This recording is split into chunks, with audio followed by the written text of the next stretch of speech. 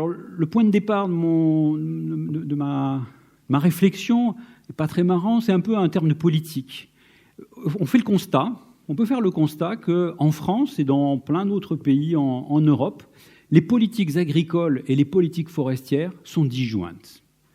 Il y a d'un côté la politique agricole commune, qui définit et qui oriente un certain nombre de grandes lignes des politiques agricoles et des activités agricoles, énormément d'institutions, d'écoles comme l'ENSAT, qui transmettent le savoir, qui organisent les activités agricoles.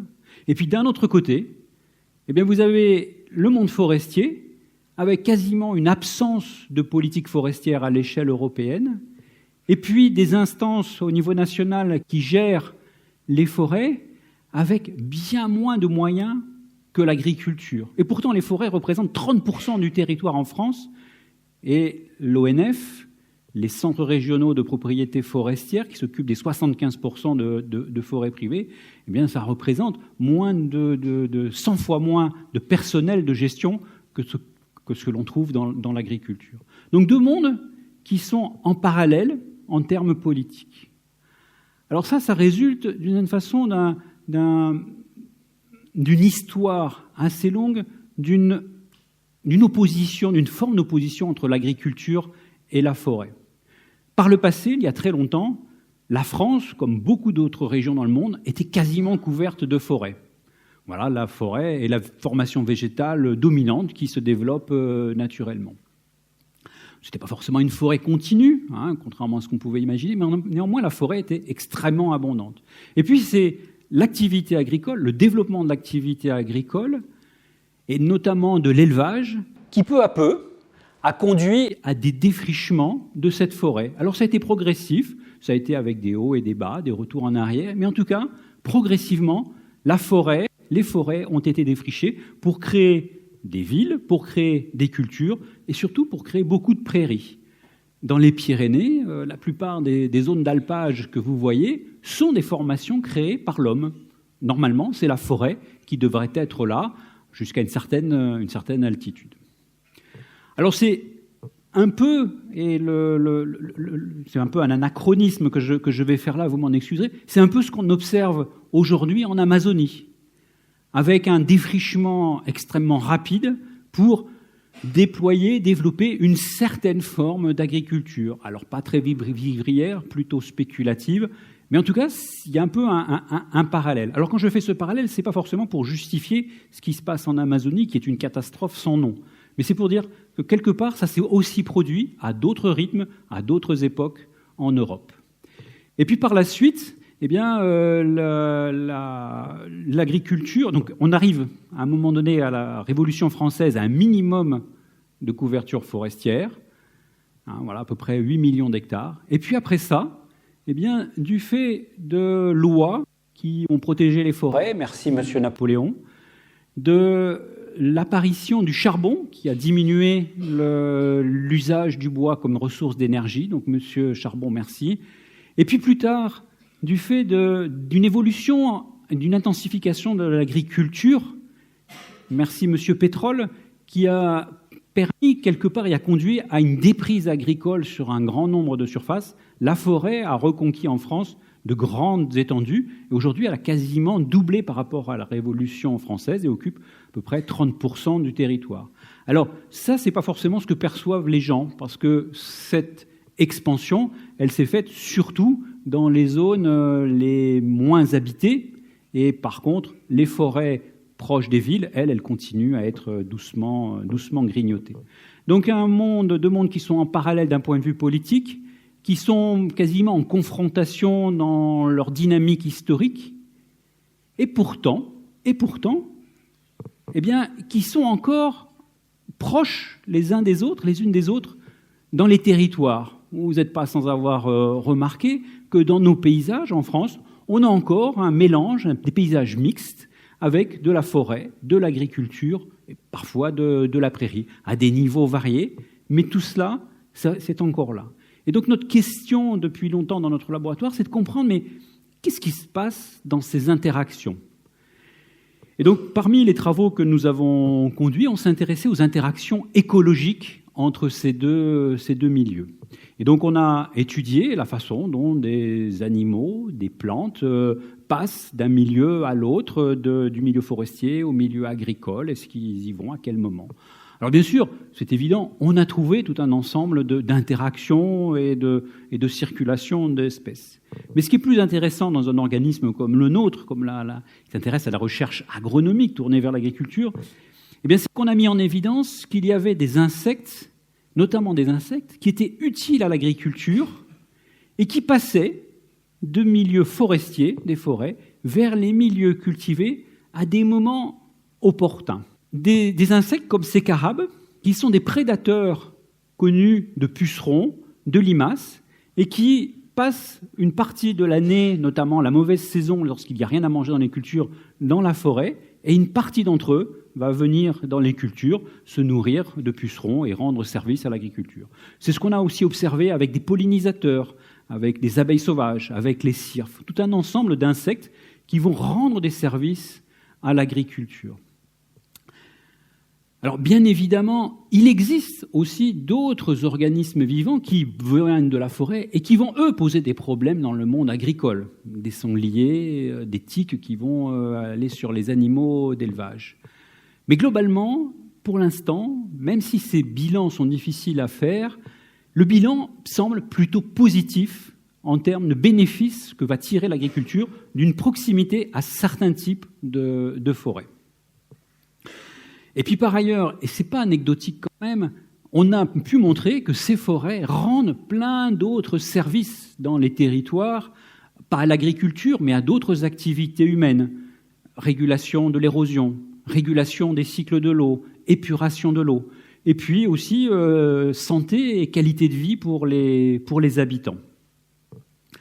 Voilà, donc c'était une partie de nos travaux. Alors bien sûr, ces travaux-là et ces découvertes-là, elles ne sont pas complètement nouvelles. C'est-à-dire que c'est des choses qui étaient en partie connues, puisque dans bon nombre de systèmes agricoles à travers le monde, eh bien, il y a souvent des arbres qui sont associés aux activités agricoles ou d'élevage. C'est ce qu'on appelle l'agroforesterie, ou sylvopastoralisme lorsqu'on s'intéresse à l'association d'animaux d'élevage avec des arbres. Alors ça peut être des arbres plantés en pleine parcelle comme ici, mais ça peut être aussi des haies, ça peut être aussi des prés vergers, ça peut être des prairies... Oui, des prés vergers, voilà, j'en arrête là. Et donc ces systèmes agroforestiers sont aujourd'hui reconnus par des organismes aussi importants que le GIEC, que l'IPBES, comme étant parmi les solutions les plus rapides, les plus efficaces à mettre en œuvre pour à la fois améliorer l'adaptation au changement climatique, l'atténuation, contribuer à préserver la biodiversité et contribuer à favoriser une alimentation saine et un développement d'une agriculture qui serait résiliente. Bien sûr, il ne s'agit pas tout simplement de saupoudrer des arbres n'importe où dans l'agriculture pour que tout ça fonctionne. Et dans nos travaux que nous avons conduits, notamment une synthèse qui a été faite récemment au sein d'INRAE, ce que l'on montre, c'est que l'agroforesterie a des effets positifs à condition de considérer l'ensemble du système agricole que l'on fait évoluer. C'est-à-dire que rajouter des arbres dans un système agricole extrêmement intensif, eh bien, ça aura peu d'effet parce qu'on n'aura pas changé l'ensemble du système. Par contre, rajouter des arbres dans un système qui est dans une transition agroécologique, qui a modifié des pratiques, qui a choisi certaines variétés à cultiver, certains types de produits, à ce moment-là, oui, il y a de grands bénéfices dans ces systèmes. Alors vous allez me dire, pour ceux qui sont peut-être plus informés, me dire, quand même, là, tout à l'heure, il nous a dit que dans les politiques, on ne parlait pas de ça, on ne parlait pas de forêt en agriculture, mais pourtant l'agroforesterie, ça fait bien partie de la PAC. Oui, effectivement, ça fait bien partie de la PAC, mais il est à remarquer que par contre, c'est complètement absent des politiques forestières. Aujourd'hui, les politiques forestières ne parlent jamais d'agroforesterie. Parmi ces systèmes agroforestiers, nous sommes intéressés à des systèmes en particulier qui sont les petites forêts ou ce qu'on appelle les forêts paysannes. En fait, c'est le constat qu'un grand nombre d'agriculteurs possèdent ou gèrent des parcelles de forêt. En Midi-Pyrénées, il y a quelques années, les chiffres sont un peu anciens, il y avait à peu près 80% des agriculteurs qui avaient une ou plusieurs parcelles forestières. Alors les statistiques sont difficiles à établir, mais néanmoins, on sait qu'encore aujourd'hui, un grand nombre d'agriculteurs possèdent des forêts ou les gèrent, ou c'est quelqu'un de leur famille, ça peut être leur épouse, leur compagne, leur conjoint, qui possède ces forêts. Et ce que l'on constate, eh bien, c'est que ces forêts, elles sont utilisées essentiellement pour des fonctions domestiques. En gros, aujourd'hui, produire du bois de chauffage, parfois d'autres produits. Alors par le passé, il y avait plein d'autres produits qui étaient tirés de ces forêts. Aujourd'hui, c'est essentiellement le bois de chauffage. Et puis ce qui ressort de nos études sociologiques, eh bien, c'est qu'il y a aussi, à travers ces forêts, un très fort attachement culturel, symbolique, à l'existence de ces forêts. C'est, en général, quelque chose qui est exclu du champ productif de l'activité de l'agriculteur. C'est quelque chose qui est plus proche de l'intime, du personnel, de la famille, de l'attachement à sa tradition, plus qu'un outil de production. Mais néanmoins, la plupart du temps, les agriculteurs nous disent eh bien, c'est une forme de réserve, c'est une forme d'assurance pour l'avenir. Parce que si jamais je dois faire face à des difficultés, je sais que peut-être je pourrais vendre quelques arbres. Je sais que cette forêt-là, peut-être que je pourrais la transmettre et qu'elle servira à mes enfants pour pouvoir s'installer, faire quelque chose. Donc il y a cette idée d'une réserve de forêt, de réserve et d'assurance. Donc j'espère que vous le voyez avec ces quelques exemples.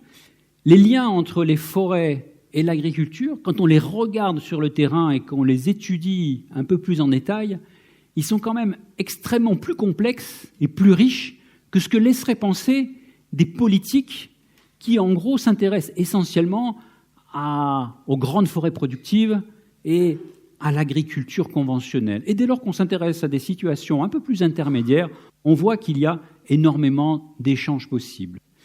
Et c'est l'objet, en gros, de ma discipline, qui est l'écologie des paysages, que de s'intéresser à ces relations entre des composantes diverses qui forment les territoires, qui forment les paysages. Et ce que nous montrons dans nos travaux, c'est que si se mettent en place des démarches collectives qui s'intéressent à des objectifs en commun, il y a des objets en commun, comme la gestion partagée, collective des enjeux relatifs à la forêt, à l'agriculture, alors peuvent émerger des bénéfices globaux pour des territoires qui sont extrêmement intéressants et pertinents. En France, il existe toutes sortes d'outils potentiels pour pouvoir mettre en œuvre ces démarches, que ce soit les parcs naturels régionaux, que ce soit les plans alimentaires territoriaux, et pourtant, force est de constater qu'ils sont assez peu mis en œuvre aujourd'hui. Et je voudrais terminer en faisant quand même le lien avec toutes ces réflexions, tous ces bilans scientifiques, avec les enjeux d'aujourd'hui. Je ne vais pas vous faire l'affront de vous les réénoncer en termes de gravité de ce qui nous menace aujourd'hui, ou plus ce qui nous menace, dans lequel nous sommes plongés en termes climatiques, de dégradation de la biodiversité, de santé, de pénurie alimentaire qui se dessine ou énergétique. On est plongé là-dedans. Ce qui est clair, c'est que les forêts et l'agriculture sont cruciaux dans ces différents enjeux. Parce que l'alimentation, c'est l'agriculture, c'est une des principales sources de pollution et en même temps une partie de la solution. Les forêts, idem. Aujourd'hui, il y a de très vifs et très intenses débats dans la société, dans les politiques, qu'elles soient régionales, qu'elles soient au niveau national, qu'elles soient au niveau européen, sur la meilleure façon d'utiliser ces deux espaces, agricoles et forestiers, face à ces objectifs. Mais force est de constater que pour l'instant, ces débats, ils sont cloisonnés. Et on a un plan national forêt-bois pour la forêt, et on a un plan agriculture pour demain, pour l'agriculture, et une nouvelle PAC. Et tout ça reste, pour l'instant, encore 10 juin. Et j'espère vous l'avoir montré, c'est quand même préjudiciable à l'idée de pouvoir avoir des approches qui soient intégrées à l'échelle du territoire. Je termine par une petite note positive, parce qu'il paraît qu'il faut quand même mieux terminer par une note positive. La petite note positive, c'est que ce que je vous ai montré là, ces atouts que l'on peut mettre en valeur à travers des relations renforcées et des réconciliations entre agriculture et forêt, eh bien, c'est à une échelle locale. C'est sur des territoires qui sont à notre portée, sur lesquels tout un chacun, et vous et nous, pouvons agir. Et je vous encourage à vous saisir de toutes les opportunités, de toutes les possibilités que vous pourrez avoir pour vous impliquer dans des projets qui renforceront ces liens entre forêt et agriculture. Vous trouverez aisément toutes sortes d'associations qui vous aideront, vous pourrez participer à des plantations de haies, à soutenir des projets de ce type-là, ou peut-être dans vos